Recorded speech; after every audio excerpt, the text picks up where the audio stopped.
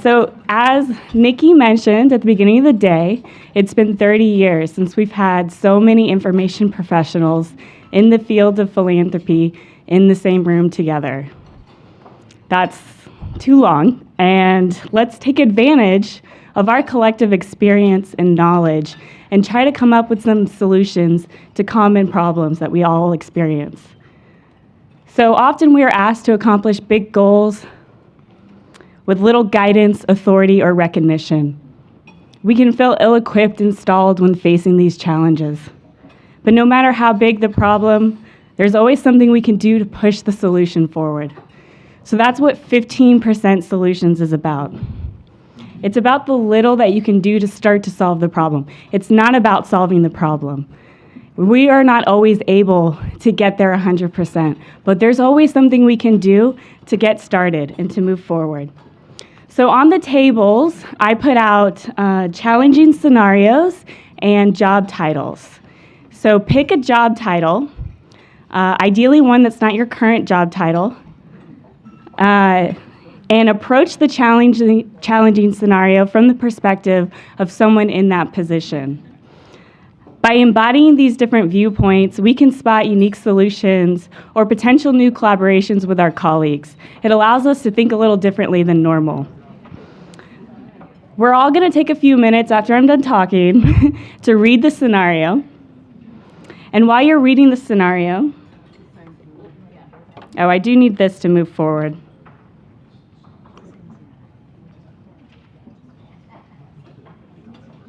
There should be some slides.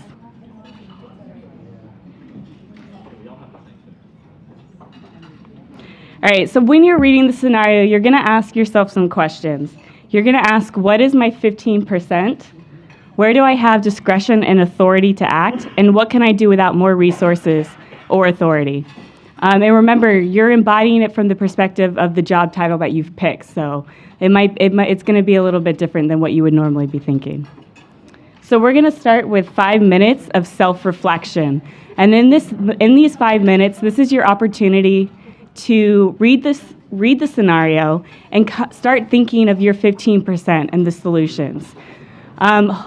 Try to do this quietly and to yourself. You might be tempted to talk to your neighbor or trusted colleague, but trust me, you will have an opportunity to discuss your ideas following the 5 minutes of self-reflection. I know we have a lot of introverts in the room, and it's really helpful to be able to let everyone have the space to gather their thoughts. After 5 minutes, you're going to hear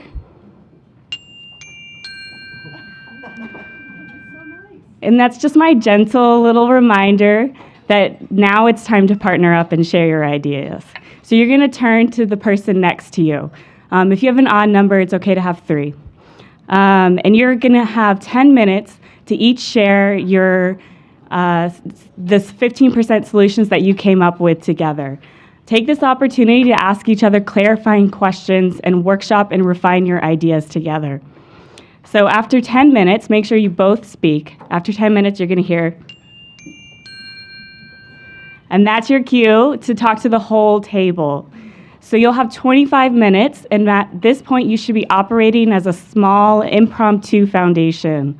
You'll all have different job titles and play different roles.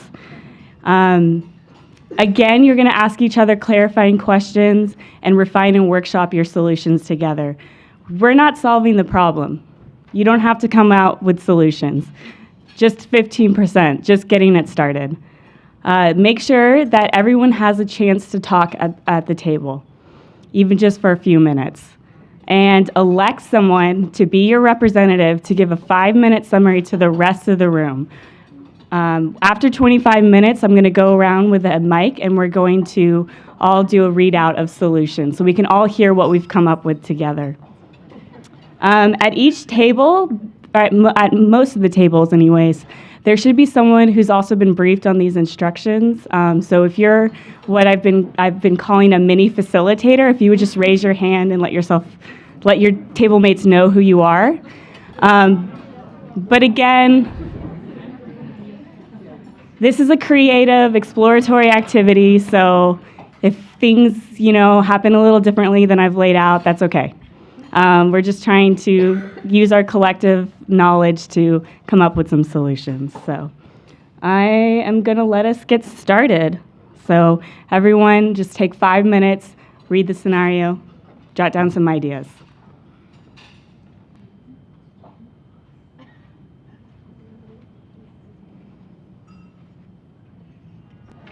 Okay, let's get back together. So I hope you all had a great discussion and moved your solutions just 15% forward, maybe 20% if you're ambitious. So we actually have 5 scenarios circulating around the room. So I'm going to go ahead and read the first one. And we have 3 different tables who tackled this scenario. So I'm going to give the mic over to them. And they're going to have a few minutes each to give a compilation or a summary of the solutions that they came up with. So the first scenario is the archives program at your foundation is new, and next year is the foundation's 50th anniversary. The communications department wants to incorporate stories from your foundation's history into promotional blog posts and material. Currently, the archive simply contains boxes upon boxes of old records that have not yet been inventoried. How do you quickly apply order to this disorganization so that you can make use of the history it contains? So, we're going to start with y'all. Good afternoon, everyone. We were, like everyone else, split up amongst various job titles and whatnot, and we looked at the problem, and this is what we came up with. We decided to quickly get some temporary help in, maybe some consultants, and to do a high-level overview of what's in all of these boxes and to get some understanding.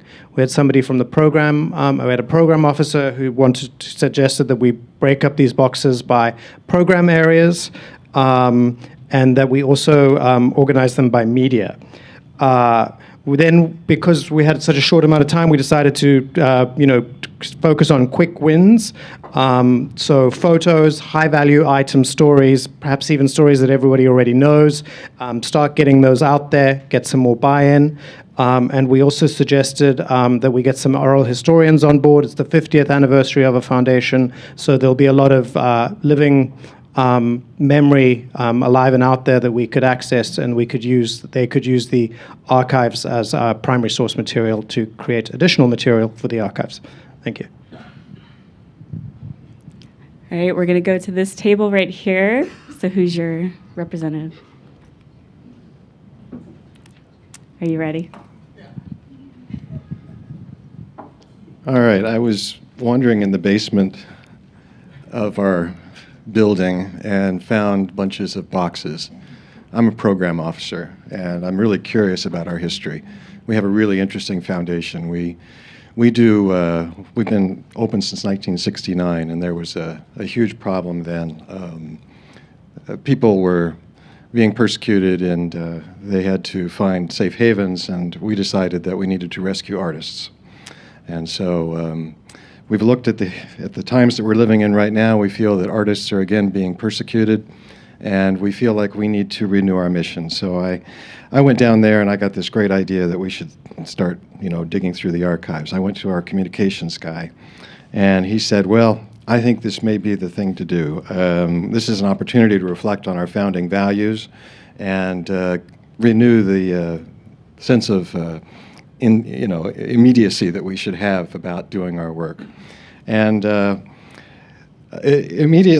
shortly thereafter, the word got to the trustees that we were thinking about doing this, and one of our board members said, "It's just not worth the money. Why would we spend our money doing something on this? I really think there are things we can better spend our time and money on."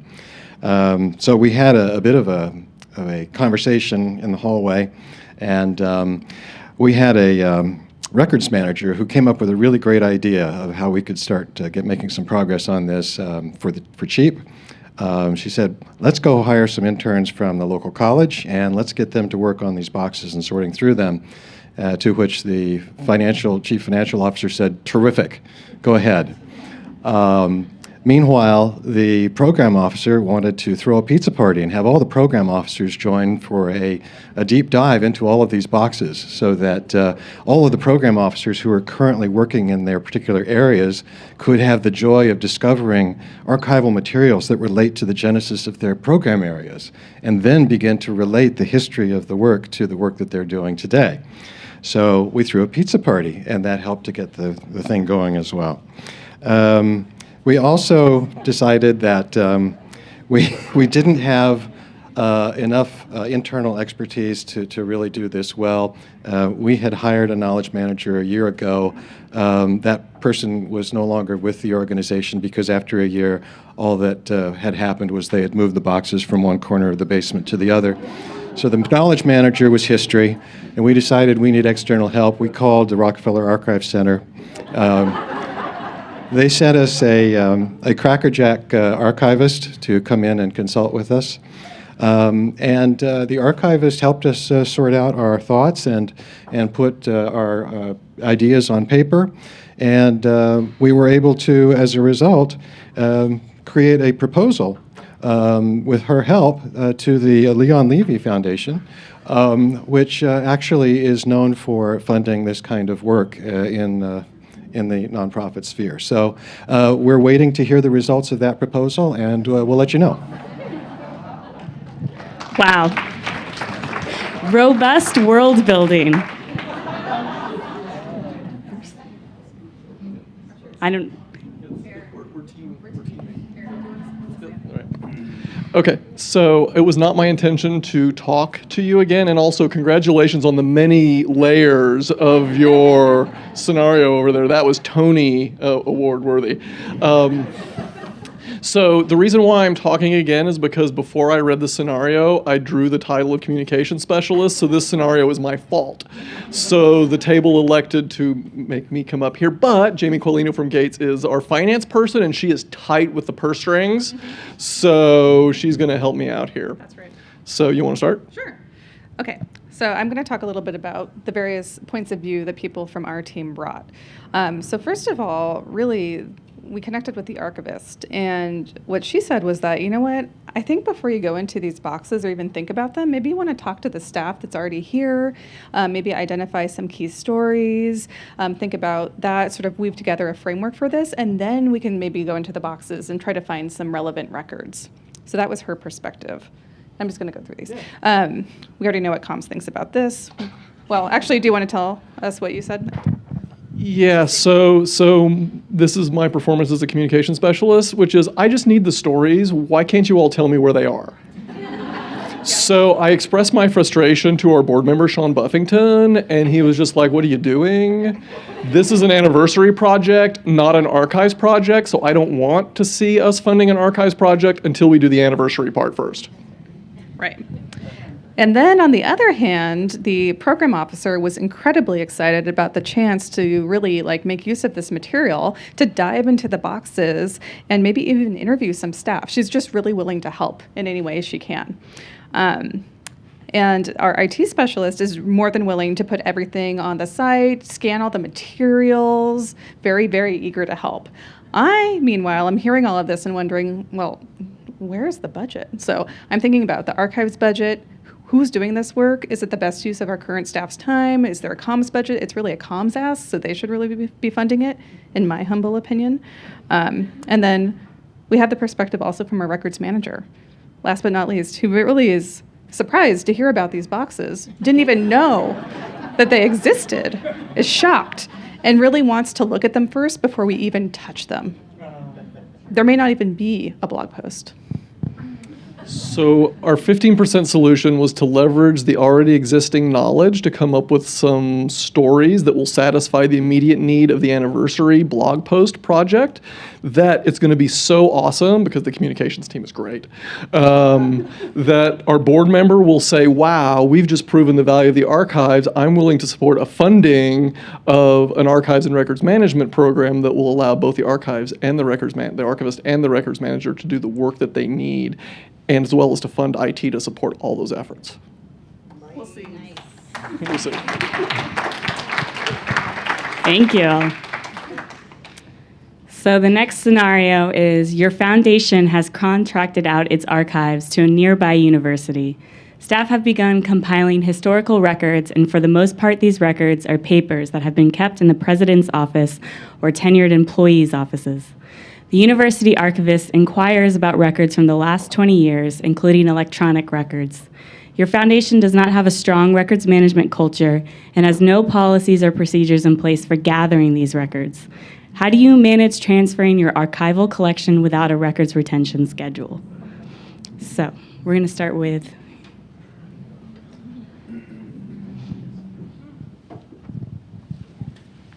I guess I'll stand over here so I'm not on my back to everybody. So we had 4 people in the organization. Excuse me. An archivist, operations manager, finance director, and IT specialist. So I'll talk a little bit about perspective too. The IT specialist did have an interesting perspective, saying they don't know what the content of any of this is, really. It's just digital records and other records. So the finance director was all, how are we going to fund this? How are we going to move forward? Operational manager wanted to help, and the archivist needed to interview people so that people understood it, since we didn't have any type of archiving yet. So the way we decided to break it down was the archivist in their 15%, I guess I would say. The archivist will interview each of the people that are holding these records, and then they're going to work together to take the records and break them into boxes of, these are ones that don't have any, like what we said earlier, the old electric bills or whatever that nobody needs and could be destroyed. We'd have a portion of it that could be archived, and then we had a whole nother portion that we would say would be held for now, because we wanted to review it before we even understood the content of it. And then we said that the IT person would work with the university to try to figure out how to take the old electronic records and transfer them over. It's just a very practical solution. I don't have much comedy right here, so. we really do need practical solutions. Good afternoon, everybody. My name is Eric Zimmer. We also had this same scenario, and I'll echo what he just said. It was not as conducive a scenario for acting and creative writing, but we did our best. And I'll also admit that our group did not. None of us felt like we were very good at acting out the scenarios that we drew. As an example, I was playing IT person. Nikki said, "Eric, what would you do?" I said, "Maybe we should turn the computer on," and she fired me. And I was repurposed to a historian. So as a group, we also came up with sort of a linear action plan for how to address this scenario. The first thing would be to identify a person in the organization, in the records management department, who would go on sort of a fact-finding mission, and they would reach out to different stakeholders from different offices, operations, different parts of the organization to identify what their priorities and concerns were as it related to these archival materials and what might happen to them. The next step, while those conversations are sort of percolating, would be to conduct a physical inventory of the boxes themselves and create a couple sort of raw assets, like an Excel database that just says, there's 1,000 boxes and here's roughly what we think's in them, and we know that, so we know what's here. And from that, we would create a memo that sort of evaluates that and says, 10% of these are financial records, IRS stuff that we think we have to keep. 40% is, old bills we paid to the janitorial service and the utilities and that sort of stuff.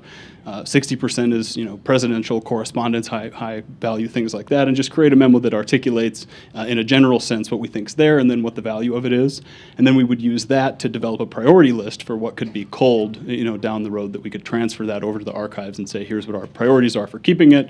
And based on feedback from the stakeholders and those assets that we've created, we would then work to develop a policy based on analysis, cost, risk, questions like that would move us towards developing the retention schedule that you see at the end of the question there. So, thank you.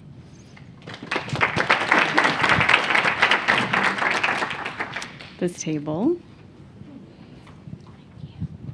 Hi, everyone. I'm Justine from the MasterCard Foundation. And I think I was at a table of people who were real diehards. We all had something pretty significant to contribute to moving this forward. I think we actually exceeded 15%, though. Is that okay? All right, so I'm going to talk a bit about the individual perspectives and then kind of where we arrived when we came together and started collaborating around this problem. So first, our lovely board member said, I want to empower management. Management should be able to make some decisions here. I want to get out of their way. Awesome. Great place to start. Our archivist said, I'm going to bring in some legal counsel, and I'm going to spend a little time convincing our leadership that this is important, that archiving has value, and that there's a reason why it matters. Our grants manager said, well, I'm just going to give everything to the archivist or this university. Like, it's your problem, take it, do what you need to do. Our financial advisor, finance director, she said, you know what, we really need to manage some risk here. Let's bring in some legal counsel. Let's make sure that we've got this expert advice that's going to just guide us and help us manage the risks associated with doing this work. Our program officer really felt like she needed to take a lot of this on herself. She said, I want to bring together my colleagues. I want to sit down. We've got to talk about what really matters here. What's the content that we've created that actually counts, that matters, that tells the story? I feel like I really need to represent the interests, both the privacy and the intellectual property interests of our grantees. And you know what? I need a records retention schedule. So I'm going to go and ask for that, and I'm going to volunteer to help build that out. It's like, wow, this heavy lift from our program officer. Our IT director said, I can share the location of a lot of the data that we have, and that's going to enable discovery. So can I make that my contribution? And then, what was my role again? Oh, yeah, right. So I was the operations manager, and my response was, you know what? We need a carrot and we need a stick. So the stick is going to be me virtuously scheming behind the scenes, sharing stories of foundations that have gotten themselves into a lot of trouble by not managing the records, getting a little bit of legal advice here about the nightmares of litigation, and just starting to bring people's awareness up about the risks. But the carrot side would be, I'm not even sure if this would be a carrot from most people's perspective, but from an operations perspective, I'm going to announce that the organization is going to move to open offices.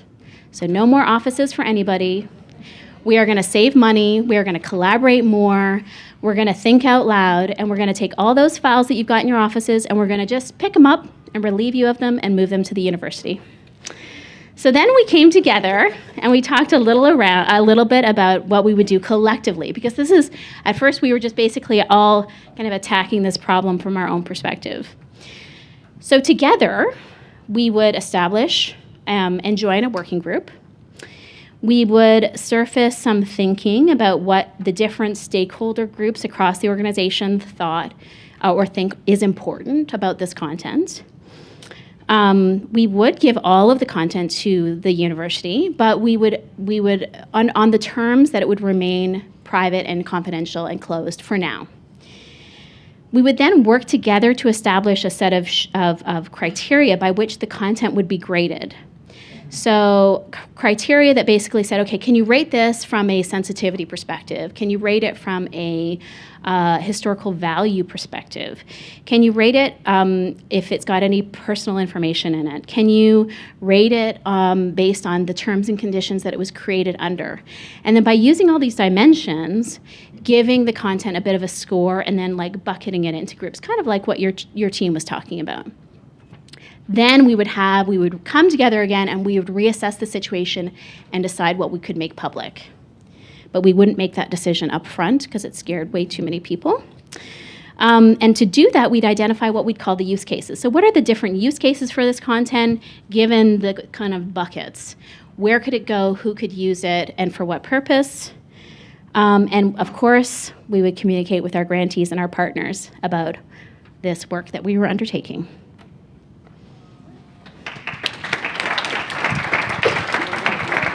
So one thing that I hope we're kind of figuring out and discovering as we're embodying these different positions, that we're discovering where their fears are often in our projects, and hopefully we're able to put ourselves in their shoes so we can better assuage those fears later. So. The next scenario is, historically, the IT department at your foundation has claimed ownership over your organization's electronic records. They manage the shared drive and email servers and have a policy of periodic deletion regardless of the content. How do you go about establishing new records management policies that allow for preservation of historically significant electronic records? So I believe your table tackled. You guys hop in if I characterize this incorrectly, but I think essentially our table, I was the program officer, and as I think program officers in good faith try to do, they want to be good at their jobs. So just coming from that perspective individually, making an effort probably to make print copies of what I would consider significant documentation related to my own grant making, to my portfolio, maybe gently asking IT about permanent storage for the things that I'm noticing that seem to be going missing, perhaps from my email, and confirm within my program about our policies, because I think as a program officer, I'd be concerned also about my immediate colleagues and what we know about our own programmatic work. Having said that, I think to characterize our tables approach, our wonderful program officer embodied by me is supported by an unusually benevolent group of colleagues who are very concerned about this situation. So we would characterize the general mood as it's time for an intervention with IT about this policy. Our knowledge manager is ready to gather the stakeholders together for a big conversation. Our communication specialist is on the case about how this cannot stand. We have a wonderful grants manager who has a whole list of reasons why information being deleted from our systems is not acceptable. And best of all, we have the best board member in the history of board members who's ready to endorse our organization taking a day, a week, 2 weeks to do nothing but actually look at our storage practices and tee up a proper records management policy. Isn't that an ideal world to live in? Didn't I luck out? Get your board members on your side. Were you all at the table that? Yeah, we have it. Okay. So our team consisted of a board member, a finance director, program officer, a grants manager, an ops manager, and a knowledge manager. So the finance manager was concerned when she heard about this policy of the IT team to regularly delete possibly important financial records, and had a conversation with a board member who gave her some fire and some power and said, okay, let's do something about that. I'm behind you. Meanwhile, the program officer and the grants manager decided that they were going to save everything of importance in the grants management tool, let's say Flux. So that's where they started saving their related grant records and emails. And then the operations manager heard about this and these different approaches and decided that we needed to build an internal team to look a little bit more carefully at this policy and where it came from. So she began working with the knowledge manager as a key player to assess the current system and make recommendations. Thank you. For the past few decades, your foundation has proudly proclaimed that it was established in 1940 and is currently planning its 80th anniversary. However, in the historical research for the anniversary, a communications specialist, again, what are they doing? Discovered that the foundation was actually established in 1943. How does your foundation handle this new information in light of the upcoming highly publicized anniversary? Hello. So at our table, we had a grants manager, an operations manager, a finance director, program records, a program officer, communications, and IT. and a board member. So the first conversation, the board member actually got wind of this. He wanted to fire everybody.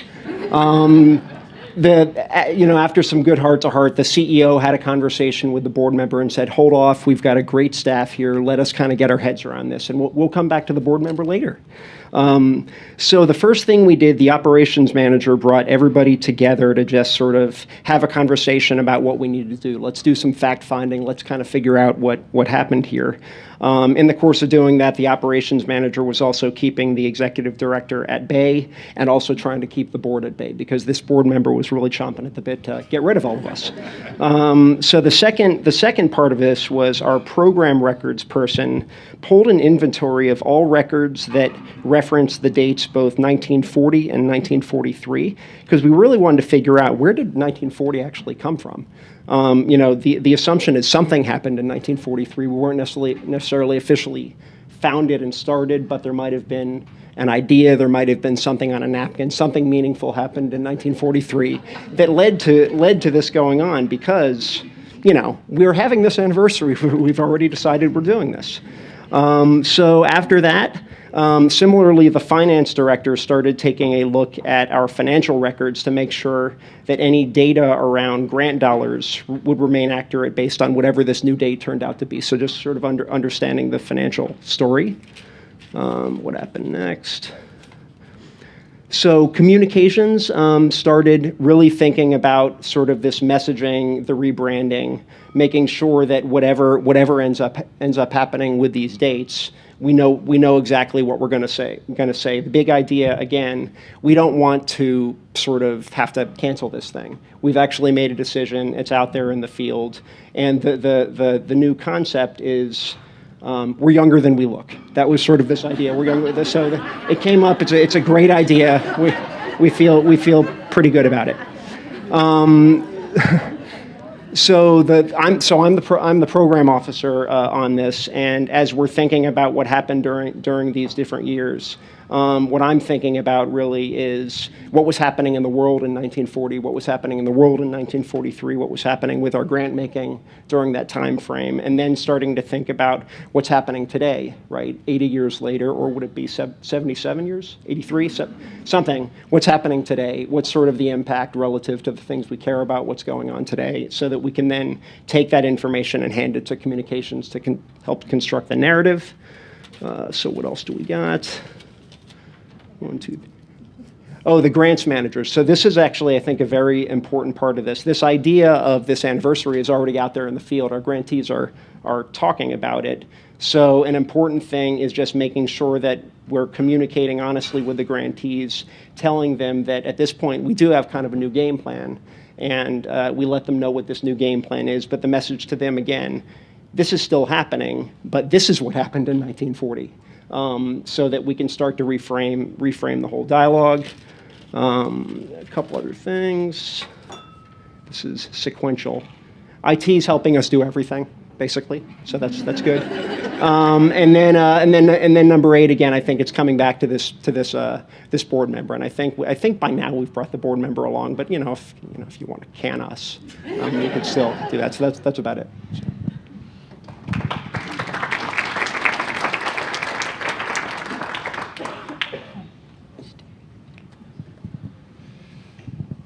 Well, we had a really nice board member.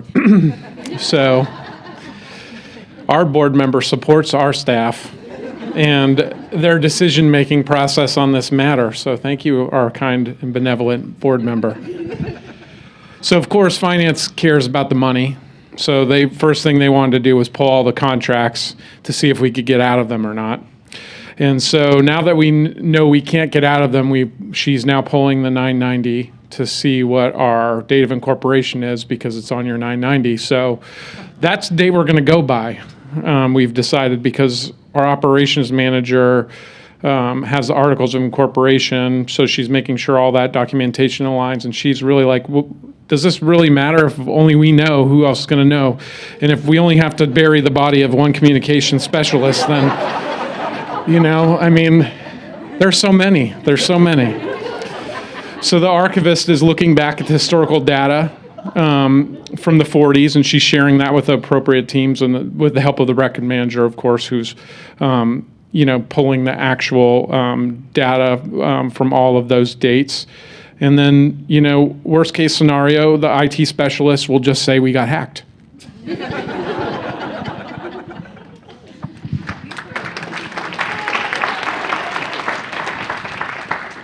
Maybe I have an unconscious bias against communication specialists. The grants, so this one is a good one. The grants management software at your foundation does not have an easy mechanism for exporting data and records. The information management team at your foundation wants to start saving grants data in a more preservation-minded environment. How do you begin a digital preservation plan for grants data created and stored in your unfriendly grants management system?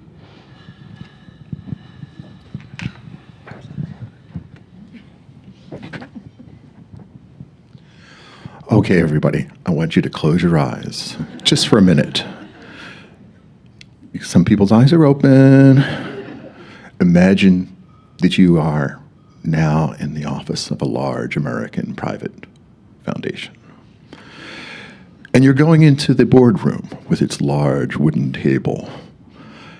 And joining you are colleagues to discuss a problem about a grants management system. Well, that's not new for most of us. But the program officer, who is always the first to speak because they're social gadflies, says, I can help with this. I can really help by networking with others at other foundations. I have tons of friends. And I can use my contacts, and we can gather information about how records are stored and exported in other organizations. Maybe they have a solution. Next up is the knowledge manager. And since no one really knows what a knowledge manager does, the knowledge manager offers to gather up ideas on what we need to capture, and to capture that information from all staff because, well, that's what a knowledge manager does. And really, more importantly, the knowledge manager is going to try to make sure that there's buy-in from everybody, which is always so much fun. And work with the grant staff to develop a classification scheme and to prioritize the data based on industry standards. That's why we love knowledge managers. Sitting next to the knowledge manager is a board member who's thinking to himself or herself, what the heck am I doing here? But the board member says, well, I can help by perhaps finding budget for this project and also lending my support for developing guiding principles that will make this project successful. Provide not only my leadership, but that of the entire board, and provide guidance to the team. And also make this an institutional priority. At which point the comm specialist, everyone loves comm specialists, said to the board member, well, I know the information flow, and I can help with the input and facilitate internal conversations. At which point the board member rolled his or her eyes. The comm strategy and comm specialist said, I can develop a comm strategy. We can develop a change management plan. At which point everyone said, ooh. And we can also identify, is there a way to make this useful to the public as we export this data? Can this data be used by the public to tell our story, help us tell our story?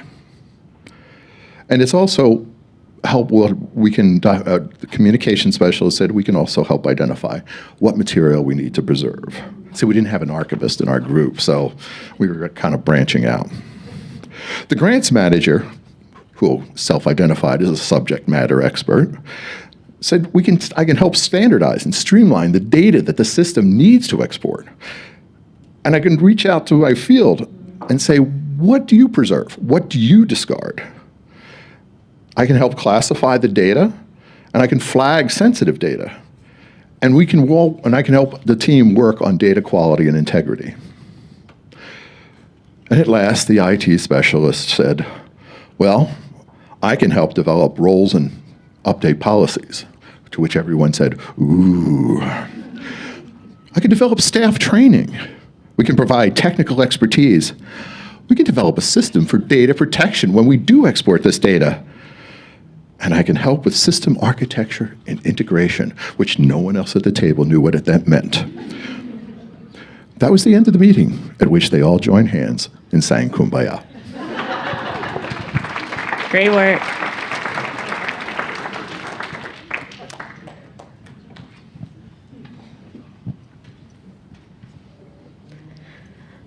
So, much like many of you, we were also very lucky to have a board member who had a lot of buy-in and was very generous. So they offered to champion the effort and spread it around the rest of the board that this is a great thing that we should do. We should be preserving our data. Unfortunately, our finance director was a little less enthused about the plan. She really wanted to focus on doing a cost-benefit analysis of our current system versus a new system, because why spend all that money if we're not going to get anything any better?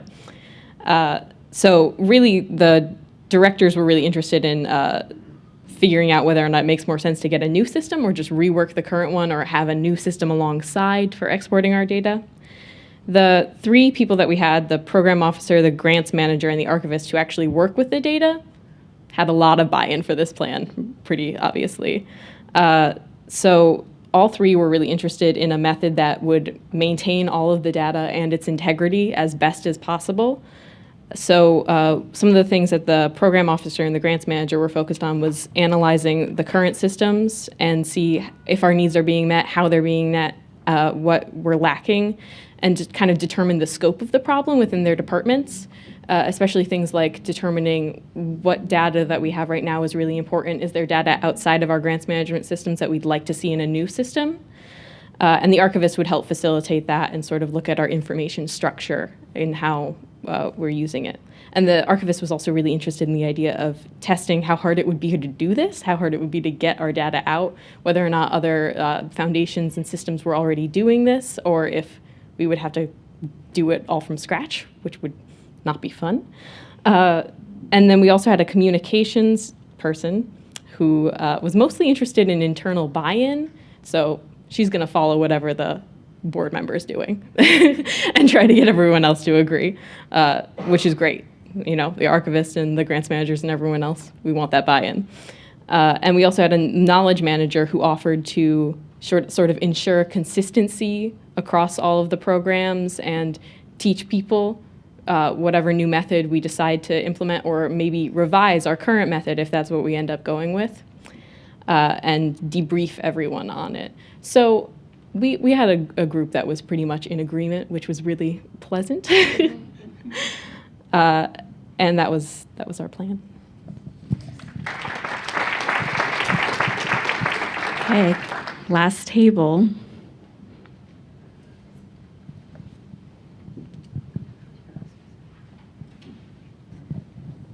Okay, we are indeed last but not least. Our team consisted of a program officer, an IT specialist, the finance director, the communications specialist, and the grants manager. The IT specialist suggested that if we were facing the idea of a possible new system or second system, the first step would be to talk to the grants staff, staff in general, to find out what they need the system to do, what reports they need, who needs access. At the same time, she would look into software solutions, maybe talk to peer organizations, find out what their needs are regarding storage, security, things like that, best practices in general, and also to develop cost estimates so we could figure out what budget, if any, would be needed. Our finance director, again, was thinking about budgets and suggested determining the software cost if we were to go down that path, including maintenance costs, and also the cost of not upgrading versus the cost of going forward with a new system. It might be that if the old system's really going to plummet, then maybe avoiding the issue is going to be very costly. In general, she suggested forming a working group to come up with solutions, including any solutions that might be available even if we have no money for this. I was the communications specialist in this, and I thought of it as how a user would think of this. And communications specialists, in my opinion, my experience, are generally looking for visual things, photos, videos, etc., that tell the story. So I thought as a user, that person might, number one, be concerned about whether she'd have to be using two systems for a while and whether that would be difficult. Maybe it isn't. Maybe it's easy to learn that there's a date before which you use one system and another system after a certain cutoff date. And then again, if comms does have specs that they need regarding photos, et cetera, it'd be good to have that early instead of late in the process. Our program officer offered to be a liaison between program officers and the record system staff. And she emphasized that program officers should be encouraged to see preservation of documents as a ongoing job and not to let any backlogs develop. And then finally, we had a grants manager who thought that it would be very good to start out at least by writing a memo documenting the problem so that staff kind of knows what the problem is and what they can expect. And then at the same time to contact the current service provider to see if the system can be improved so that we don't have this kind of falling off a cliff where the grant system is so unfriendly that it really can't be used going forward. And he also suggested, and I've seen this in practice, he also suggested contacting peer groups to create a user group, basically to, in effect, lobby the vendor of the system to see if the system can be improved. So that's what we came up with.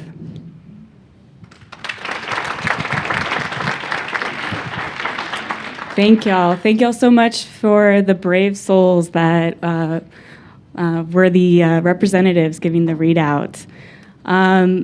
This exercise, I hope, allowed us to put ourselves in the shoes of our colleagues and understand what resources that they might have and how they might be able to help us on these problems, and maybe spark some ideas about if you're encountering these problems yourself currently in your organizations, or maybe in the past, or perhaps the future, what you might be able to at least do to get started.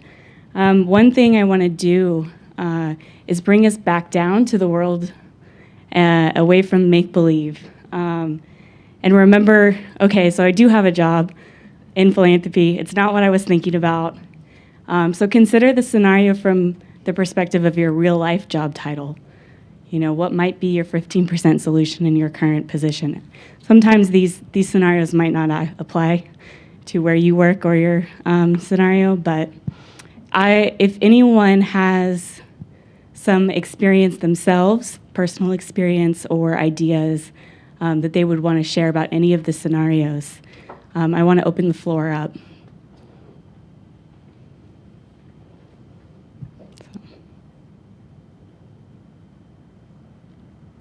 Or maybe I'll give y'all 5 minutes to self-reflect a little bit and come back to y'all. I got to use it one more time. Okay, just before we get to dispersed, I wanted to wrap it up. So I don't know if anyone used this time to think or reflect. It's okay if you didn't. But I just want to open it up if anyone has anything they want to share. Okay, well, I'll go to Nikki.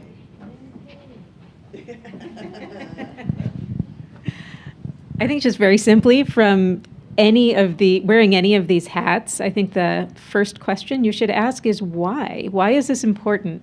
And unless an entire group of leaders in a room can't agree on why something is important, or that something is important, that should give us all pause. And before we go ahead and try and solve a problem that we don't even know is a problem.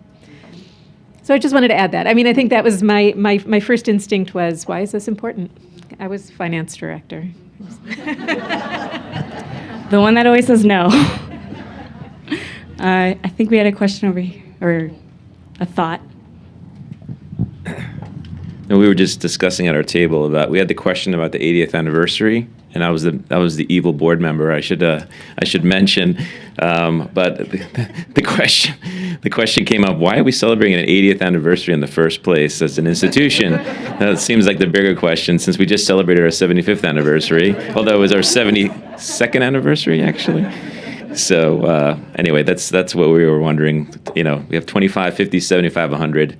Who cares about 80? All right, anyone else?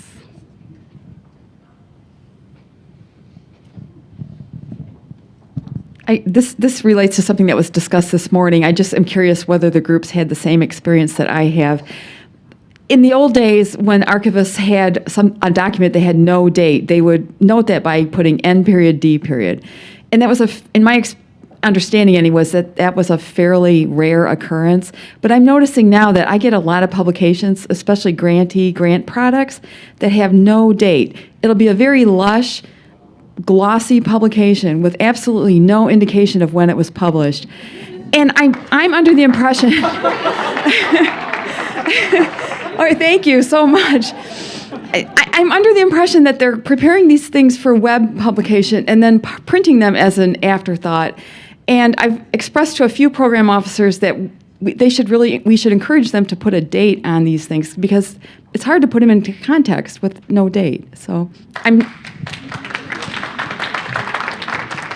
My best guess has always been by the style or design, and I can guess maybe a decade or two. But yes. Anyone else have a thought? So I just, from my perspective, as a lone arranger at a small foundation, many of these scenarios are even more challenging for me because I have less resources or anyone to help me with necessarily. So the grants management software one is particularly a current challenge that I have with a grants manager. So this one was near and dear to my heart. So I was eagerly listening to your solutions. But I haven't got a great solution for it yet. But we're doing the best we can. So I just wanted to let y'all know that this was something called Liberating Structures. If you're unfamiliar with it, it's something that we overuse possibly at the Hogg Foundation, and it's just a facilitation method. It's just a bunch of different facilitation methods. So there's a whole bunch of other ones.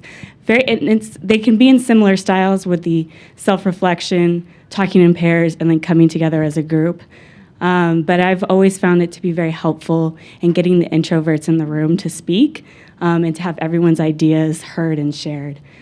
So if you enjoyed this activity and you would like to spread it to your organization, you can just Google Liberating Structures, and all of the facilitation methods are online. So